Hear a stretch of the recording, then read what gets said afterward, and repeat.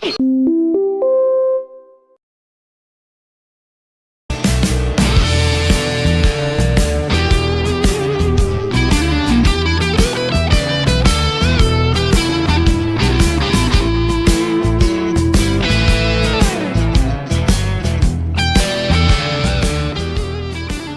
morning, ladies and gentlemen. You're listening to Right Side Up. My name is Mike Taglavia. We've got another show packed full of more than we can probably do in the time allotted here. So I hope you're enjoying the weather. It's definitely feeling like winter, and by now you're feeling a good taste of Vermont winter because, like I always bring up, this is pre-recorded, but I'm looking ahead. And by the time you're hearing this, it's going to be pretty chilly. So hopefully wherever you're listening from, the heat is up. You have plenty of wood on the fire, so you can sit back and enjoy the show and not be worried about exactly how cold and how much snow is on the ground outside. So I want to jump right into this, and the first thing I'm going to ask you, ladies and gentlemen, which is going to be the hottest topic this upcoming session beginning in January in the Vermont legislature. What do you think? I think it's going to be a three-way tie, actually. It's going to be public safety, affordability, and housing. They're going to be, I think, they're equally as important.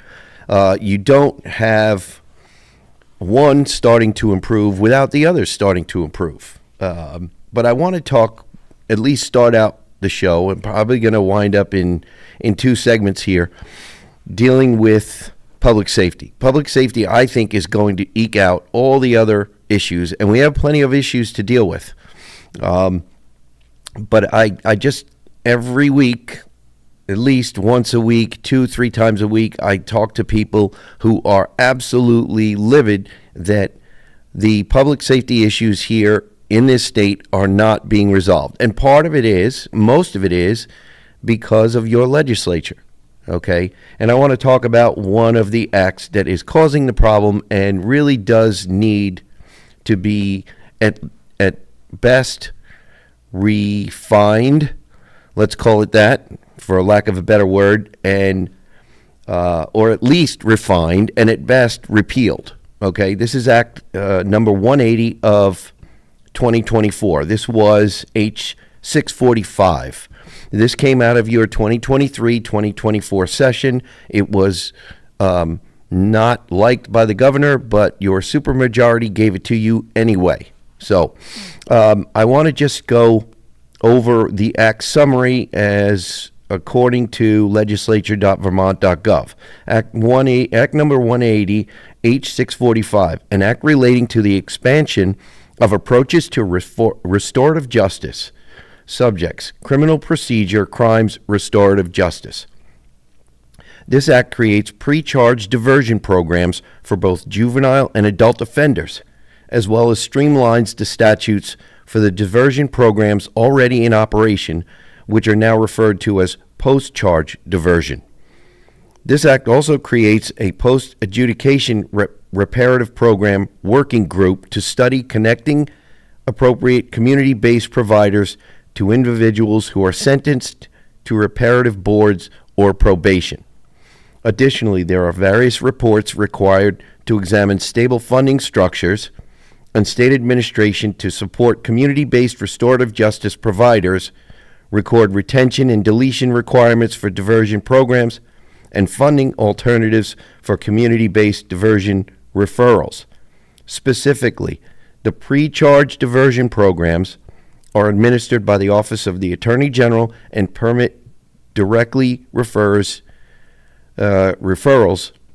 from law enforcement or a prosecutor to diversion when either determines that probable cause exists of a person's wrongdoing, aka crime, but the person has yet to be criminally charged or a petition is filed in family court.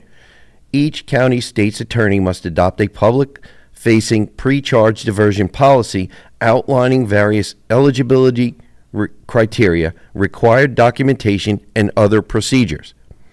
The pre-charge diversion programs have various rights and responsibilities of participants and victims alike. Now, I want to break from this explanation. How many of the victims out there, how many of you are victims, and do you feel like you are being served by this program? I'm going to guess very few of you feel that way. Let's see, including the right to access counsel at public expense for the candidate and the right to certain diversion information made available to the victim. Successful completion of the pre-charge diversion program leads to a record of the underlying incident being deleted if certain requirements are met. The Attorney General is also responsible for maintaining an index of cases and funding the community-based restorative justice providers involved. Post-charge diversion remains the same, except expungement no longer requires the court to be satisfied that the person has been rehabilitated. It had multiple effective dates beginning on July 1 of 2024. So, now, the reason I brought that up is so when you're discussing your friends, family members, neighbors, whoever, who are the victim of a crime, part of, in my personal opinion, part of the problem we have is Act 180 of 2024 and what it has enabled as far as criminal activity. And I say that because we have this program that, although is well-meaning, it sounds good, but we know, we have proof that it's not working. How do I know that? Because I hear week after week, day after day, about more crimes being committed, petty crimes, mostly drug addiction related. But we don't have the programs and the force of law right now to make people make a choice. Go to jail for your crime or go into recovery and do not leave until you have your addiction under control. And you realize the pain and the heartache and the financial burden you have put on your friends and family members and community members so that we don't have you as a repeat offender in our court system. And I've talked at length, and I will not stop talking about the broken windows policy, ladies and gentlemen. Quality of life crimes. This is what we're dealing with here. What makes people decide after decades, after generations of not locking their homes and their cars, of leaving their possessions on their own private property out, easily accessible to them, and now finding out that they can no longer do that. Residents, hardworking, tax-paying Vermonters can't live their lives the way they have lived them for generations. So I wanted to start off with that, and then I want to cover an article here, this from FYIVT.com. Let's see, dated December 6, 2025. Diverted cases, deferred costs. Who really pays for Act 180? In 2024, Vermont lawmakers passed Act 180, a wide-reaching bill designed to expand restorative justice programs across the state. And I want to break right after the first sentence, restorative justice. Does anybody believe there's any restorative justice coming out of these programs? Now, I want to give you another catchphrase that's a very popular catchphrase of the progressive left, Democrats, progressive Democrats. Harm reduction. Harm reduction has become more harmful. It's a fact. Harm reduction it's an oxymoron.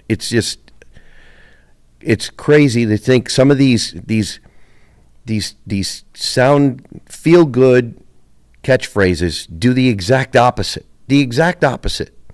And this is why we have the law of unintended consequences and too many people who are elected officials who are not ready or willing to reverse course. We need to reverse course here, ladies and gentlemen. All right, let's see. Championed by a coalition of Democratic legislators, including Representatives Karen Dolan, Angela Arsenault, Ella Chapin, Kevin Christie, Martin Lalonde, Barbara Rachelson, and Senate President Pro Tem Philip Baruth. By the way, ladies and gentlemen, all still currently seated in our legislature. The bill focused on reducing court backlogs and offering alternatives to traditional prosecution for minor offenses. And I'm going to break again. Does anybody believe that this has reduced court backlogs?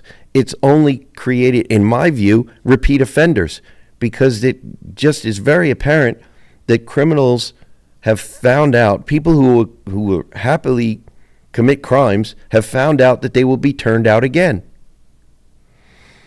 Let's see. Governor Phil Scott vetoed the bill, expressing concerns over its impact on public safety. I guess he was right, wasn't he, ladies and gentlemen? But a Democratic supermajority in the legislature overrode the veto to enact it into law. And I want to just break one more time. Okay, there were record number of seats flipped, changed in the legislature this past year.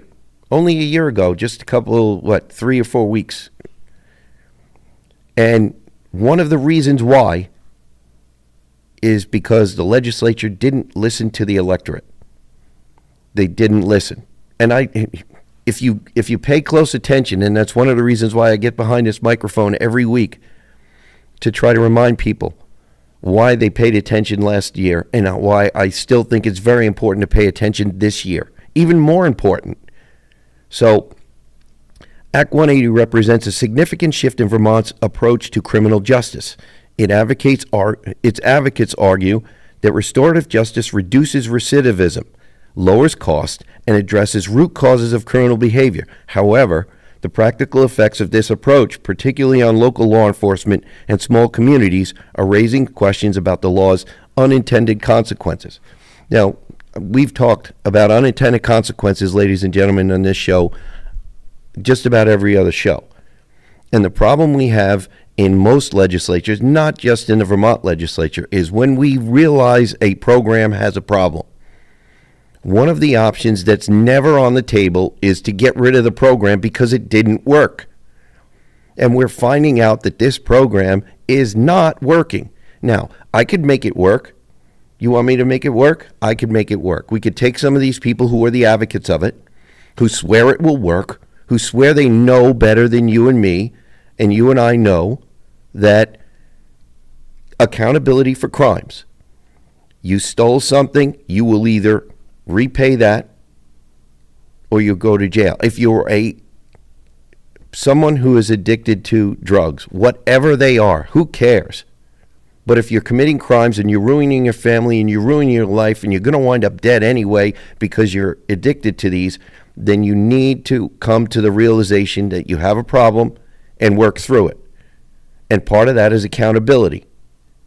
And we have no accountability in this system right now.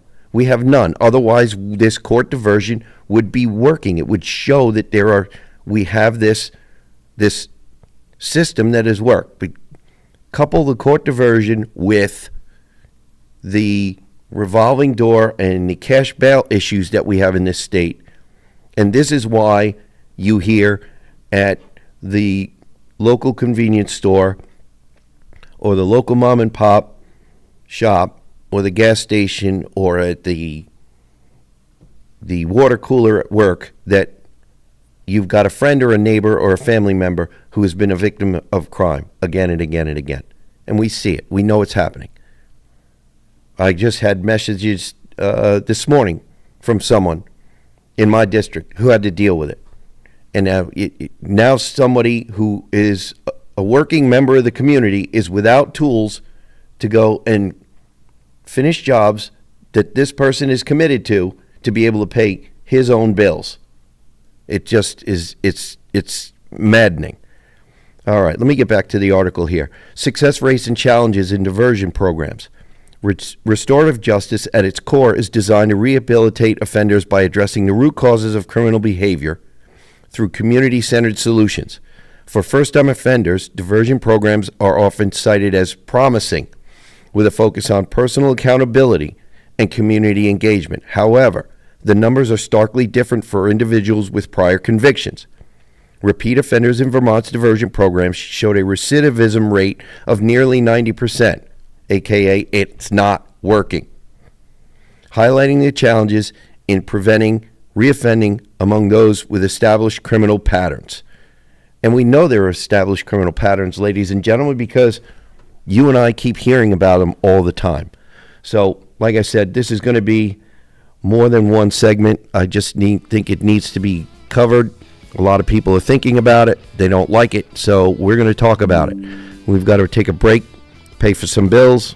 We will return. You're listening to Right Side Up.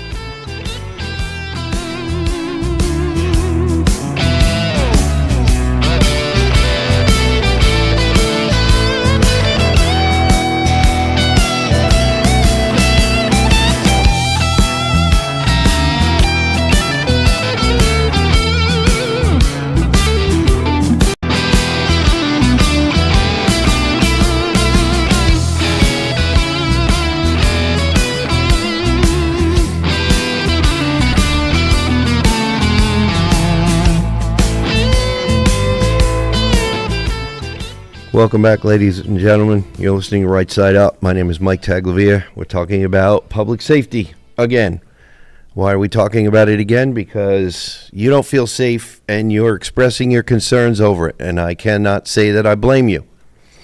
And you are rightfully angry about it. And I cannot say that I blame you. So, one of the key takeaways you need to take from this is law enforcement are not your enemy. Your local sheriff, your local police department, your state police are not your enemy. They are not the ones who impose this on you. They have been given a set of parameters to operate inside of, and unfortunately, this Act 181 is those parameters, or part of those parameters, and they're not working. So like I said, one of the things is repeal this. The other thing is find the things that we know are wrong and fix them ASAP, because people are not happy. So let me get back into the article here. The policy intent of Act 180 is clear. Divert minor offenses from the court system to lessen judicial congestion. But critics point to Vermont's dramatic increase in, quote, quality of life crimes, aka, ladies and gentlemen, broken windows policy. When we have law enforcement that's able to adopt these policies and actually carry them out, you will feel more like yesterday when Vermont was and is safer. Feels safer. You can leave your house unlocked. You can leave your car unlocked because you know there are consequences for people who mess with your private property.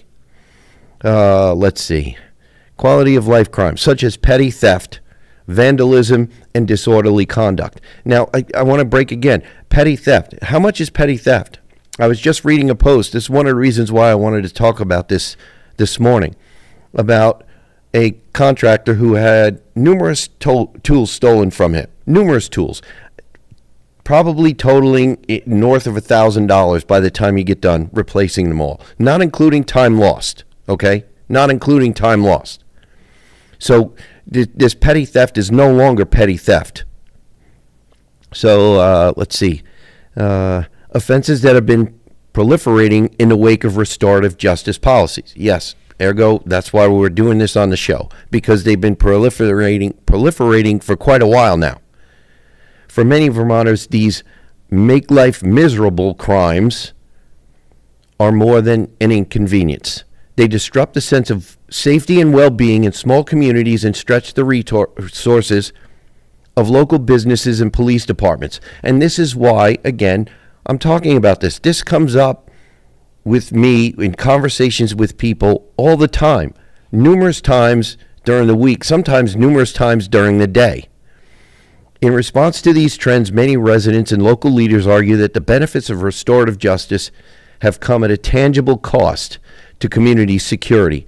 Local businesses in particular feel the impact of Act 180 when it allows perpetrators of minor larceny, for example, to be diverted from prosecution. For small family-run operations or farm stands, a $250 theft is not minor. It can represent a week's income, essential stock, or irreplaceable goods. Multiple such losses could be catastrophic.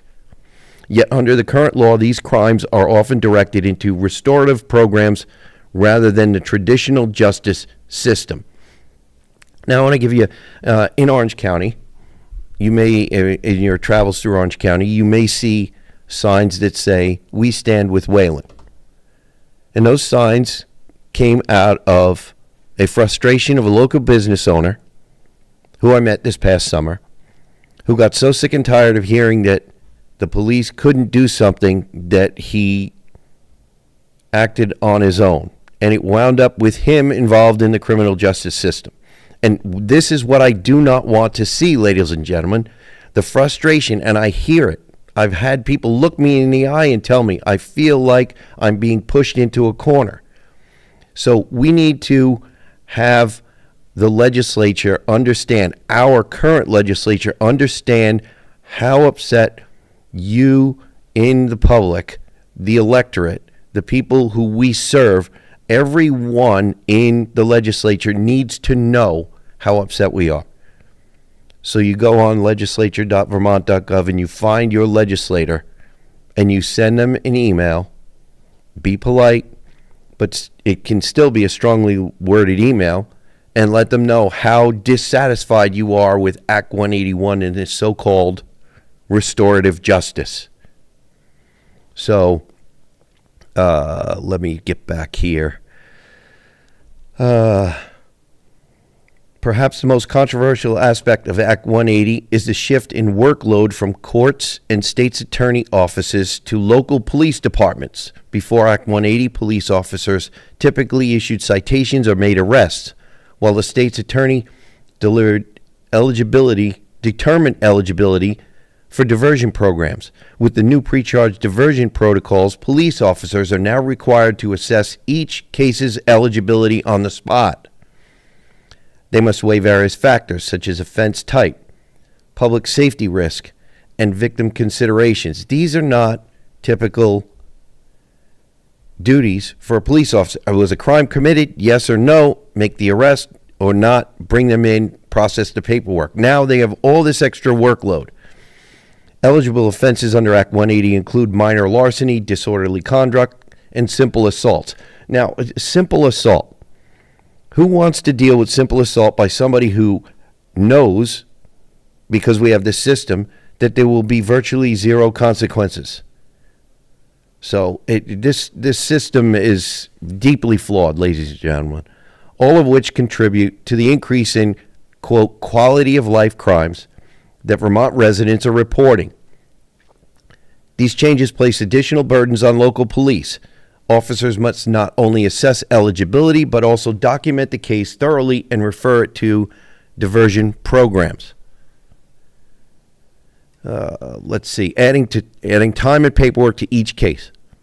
If a referred individual fails to complete the diversion program, the case returns to the police, who must then restart the prosecution process.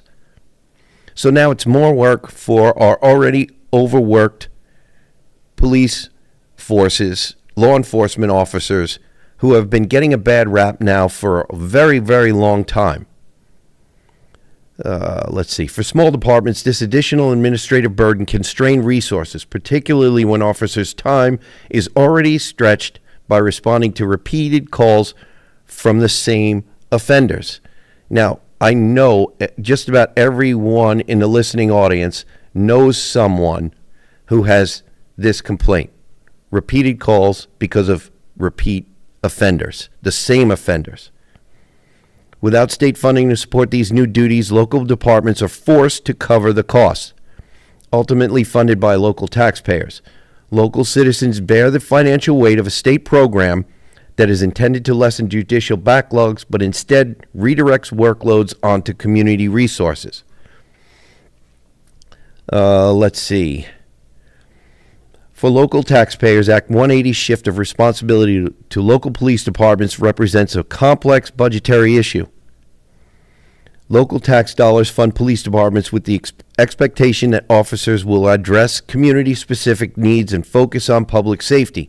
However, Act 180 effectively redistributes the burden of certain criminal justice functions without redistributing funding.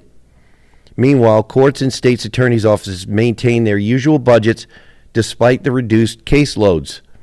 With any efficiency gains benefiting state-level agencies rather than the communities bearing the additional workload. Additionally, the make life miserable crimes that have increased under this model disproportionately affect smaller businesses, like the person I told you who just did a post about all of the tools, probably numbering in the thousands of dollars lost, which can often lack resources to absorb repeated losses. The frustration is palpable among business owners who feel the diversion of cases away from prosecution devalues the impact of these crimes, and they are exactly right.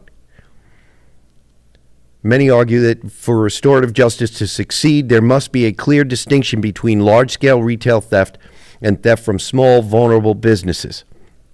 As police departments take on these new roles, there is also an added cost in training officers to assess diversion eligibility consistently. Officers need to understand not only the nuances of eligible offenses, but also the broader impacts on community safety and small businesses. This training, if not funded by the state, represents an additional financial strain on already tight local budgets.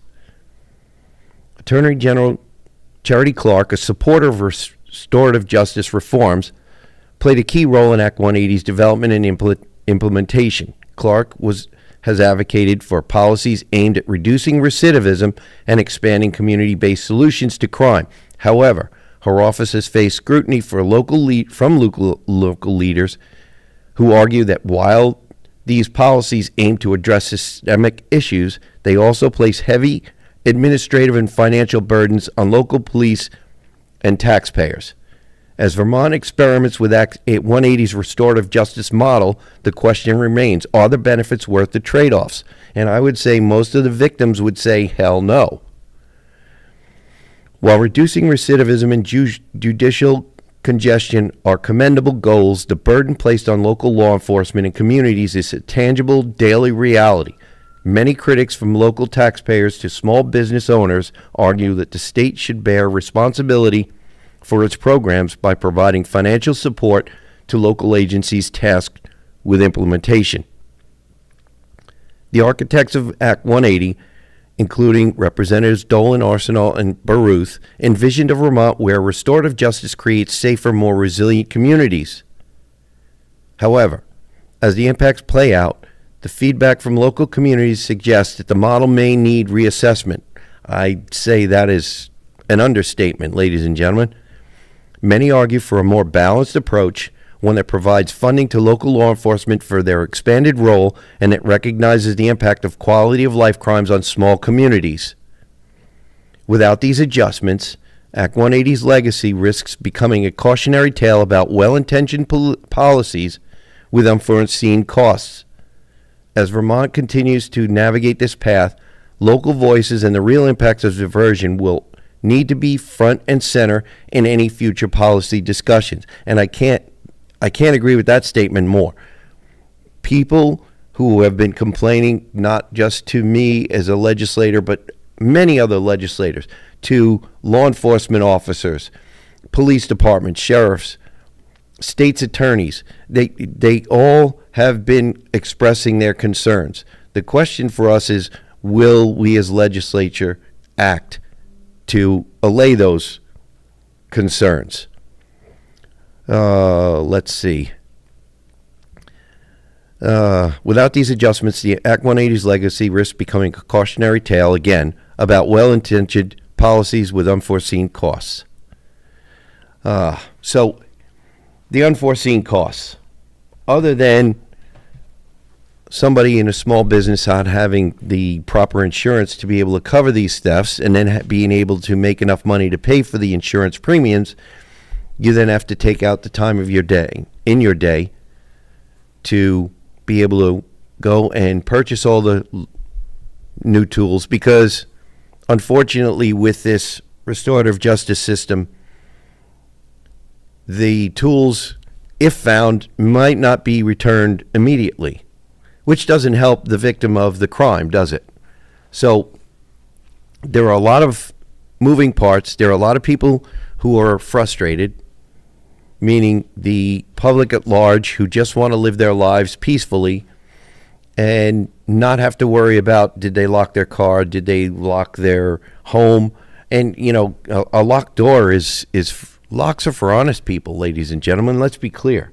Locks are for honest people. If you have somebody who's they feel that they're desperate, they're going to be more and more willing to commit these crimes. So I know this is something that we're going to continue to talk about because honestly, until the situation changes, public safety is going to, I believe, like I said, it's going to eke out all the other issues that we have in this state, and there are enough that we'll be busy on this show for quite a while. So we've come to the end of another segment. We've got to pay some bills, so we will be returning shortly. You're listening to Right Side Up.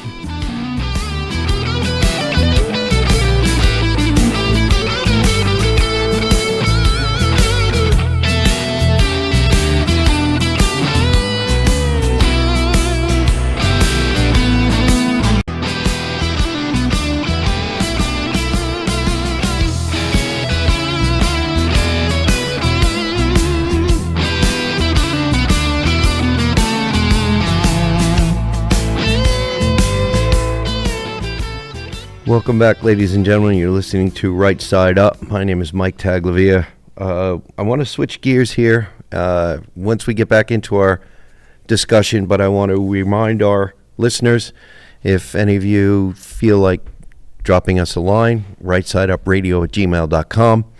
If for some reason you can't hear us, listen to us on WNTK Radio, please go to WNTK.com. Find the podcast button, click on it, scroll down to find Right Side Up, and you can listen to any number of our shows. You can find us on Podbean. You can find us on 802 Scoop Facebook, 802 Scoop YouTube, and you can also find us on granitegrok.com. So I want to switch gears here to the affordability issue. Affordability is, to me, it's got a lot of, it's more than just one thing. Affordability is, it has to do with the cost of our energy, whether it be our heating fuels or our electricity. Affordability has to do with our education taxes and property taxes, and it also has to do with our price of our homes. So this is one of those things that I saw an article last year. I think we covered it on the show. I cannot remember, but it seems to be coming up every year. And this again is from FYIVT.com. This is dated December 7, 2025. Let's see. Is Montpelier coming for your wood pile? Okay, so all of these things, all these freedoms that we have, all these options. Life is about options, right, ladies and gentlemen? It's about options. Think about the car you drive. How many options does it have?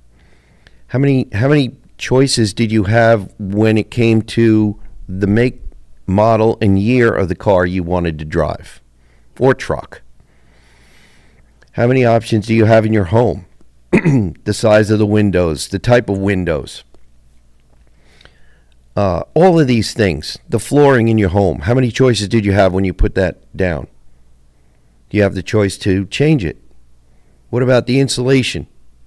All of these things are choices. Excuse me. And they're based on a lot of things. And most of it is your pocketbook.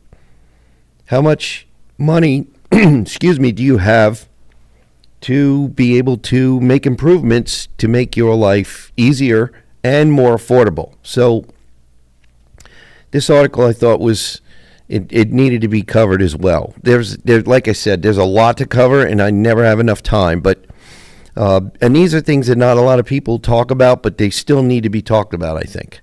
Vermont likes to call itself a leader in combating climate change, but leadership implies setting an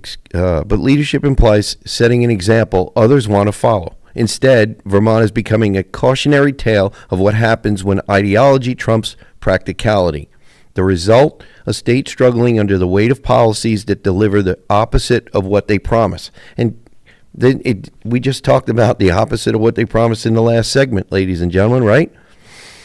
And the latest target is your firewood. Lobbyists and environmental groups are quietly pushing to sideline firewood as a heating option.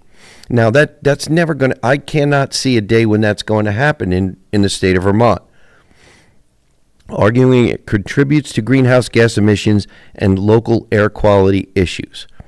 Now, first of all, greenhouse gas emissions. We do not have a worry about that. When you look at all the data honestly, and I say honestly, we don't have a problem with that. Number one, here at Right Side Up, we understand that climate change is something that's been happening for millions of years. And by saying millions of years, I'm acknowledging that since there were no cars and very few humans millions of years ago, and the climate was changing then, that we are not the key problem. And that CO2, the gas of life, is not a key problem. So I just wanted to get that out. Let's see. Through proposals like the Clean Heat Standard, they're urging regulators to exclude firewood from Vermont's approved heating methods. This effort comes despite wood heat being a lifeline for generations of Vermonters.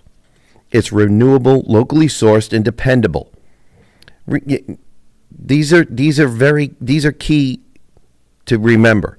It's a renewable resource, okay? We talk about renewables all the time. Wood is a renewable resource. It's locally sourced. In other words, it doesn't take a lot of freight to get it from point A to point B, and point B being your wood stove.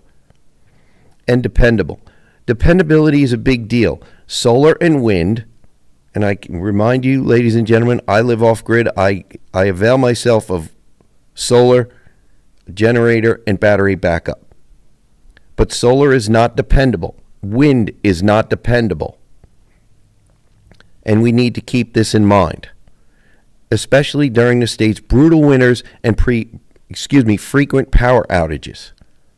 Yet in the name of reducing Vermont's already infinitesimal global greenhouse gas contribution, 0.015%, policymakers risk driving up costs, again, eliminating options, and leaving rural Vermonters out in the cold. Literally, leaving rural Vermonters out in the cold. All right.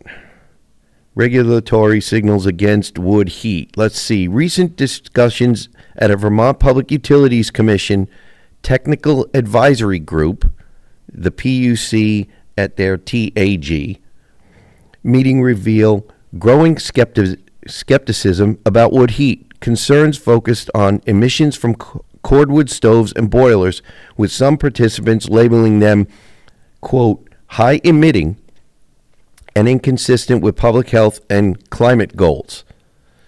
Well, if someone freezes in their own home, how is that consistent with public health, ladies and gentlemen, if all you can afford is firewood for your stove? These are the things that too many people who are too removed from reality don't take into consideration. Nora Travis of, let's see, I have this acronym here. I've got of the Northeast States for Coordinated Air Use Management. All right. Nora Travis of the Northeast States Coalition for Air Use Management stated cordwood boilers are, in fact, quite high emitting, to the effect even of more concern than stoves. Similarly, Brian Woods of the Agency of Natural Resources questioned wood's carbon neutrality. Ladies and gentlemen, when you talk about carbon neutrality, you get into dangerous waters. Carbon is a building block of nature. And that's one of those things that you learn in basic chemistry. So this carbon neutrality thing is a very scary phrase to me. What about the carbon cycle? That's what people need to be more worried about. All right, let's see. This person, from the Agency of Natural Resources asks, it's hard to understand how a negative carbon intensity for RNG or wood fuels wouldn't distort the program. The discussion also emphasized electrification, with Ken Jones cautioning wood fuels wouldn't skew the credit system away from electrification. Electrification in this state is still a problem, ladies and gentlemen. Like we've talked about and has been talked about even in the POC and other venues where there are so few homes with 100 amp services that trying to convert homes to heat pumps that require a lot of electricity, that it's not possible. It's not possible definitely in the near future. Let's see. While advanced wood heating systems may still have a place, the trend is clear. Traditional wood-burning appliances like cordwood stoves are being pushed to the margins. The PUC's cautious tone reflects a broader shift driven by emissions concerns, public health arguments, and doubts about wood's carbon neutrality. And you can see the technical advisory group's meeting as there's a hyperlink in this, in this article. Killington Mountain isn't the only slippery slope in the state.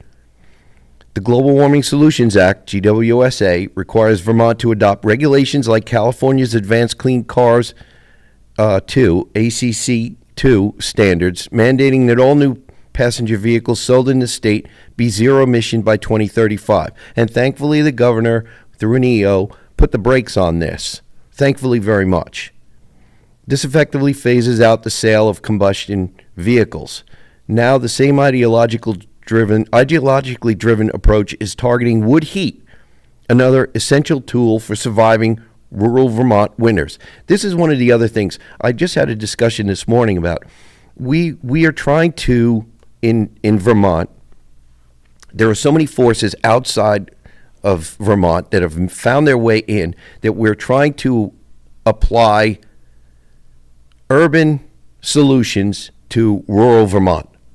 And it's not going to work. And it's already proven not to work. The financial fallout is undeniable. Replacing wood stoves with electric systems or retrofitting homes for, quote, clean heating methods is prohibitively expensive for working and middle-class families.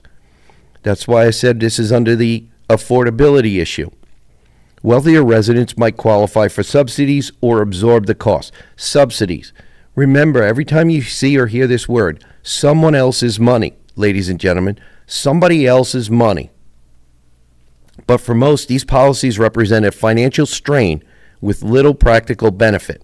Compounding the issue, Vermont's electric grid is unreliable, regularly failing during storms.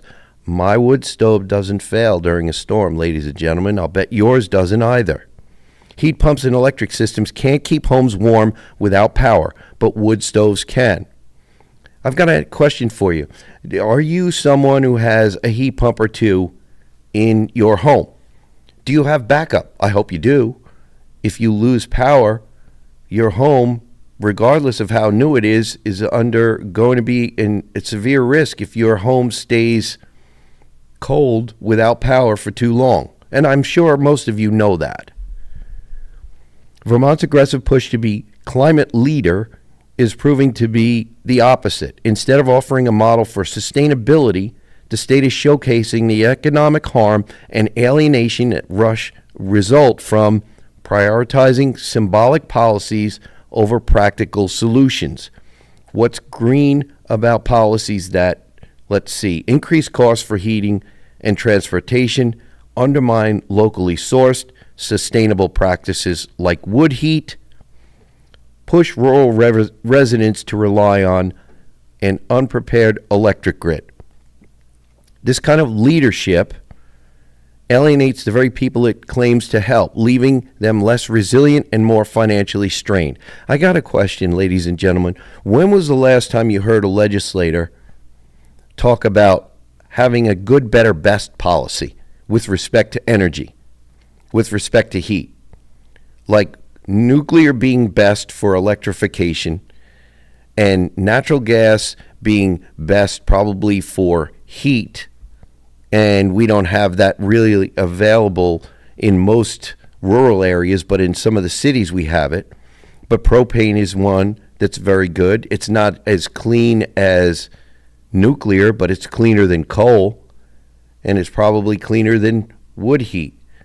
But having options, like I said, a good, better, best policy is a better way to go for affordability and not having Vermonters in the cold in the middle of a cold spell like we're going to have for a short period of time, even this week. If Vermont truly wants to combat climate change, it should focus on solutions that balance environmental goals with practicality. Here's what real leadership would look like. Flood management. Invest in infrastructure to address Vermont's natural flooding risks instead of pretending local carbon cuts will stop rivers from rising. How incredible is that idea? And ladies and gentlemen, unfortunately, we're going to run out of time before I get through this article. So like I said, FYVT.com is a December 7th article.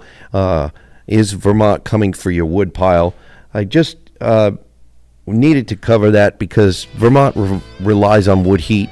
I rely on wood heat. I'm sure most of you do. So I hope you enjoyed our show. Please remember, stay informed, stay safe, listen to Right Side Up.